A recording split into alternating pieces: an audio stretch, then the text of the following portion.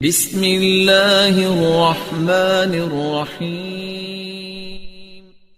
شروع اللہ کے نام سے جو بڑا مہربان نہایت رحم والا ہے۔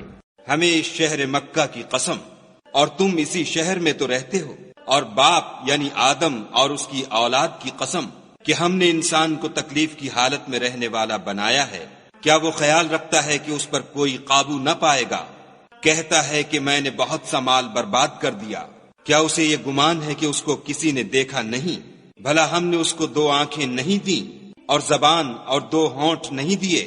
یہ چیزیں بھی دیں، اور اس کو خیر و شر کے دونوں رستے بھی دکھا دیے، مگر وہ گھاٹی پر سے ہو کر نہ گزرا۔ اور تم کیا سمجھے کہ گھاٹی کیا ہے؟ کسی کی گردن کا چھڑانا، یا بھوک کے دن کھانا کھلانا، یتیم رشتہ دار کو یا فقیر خاکسار کو۔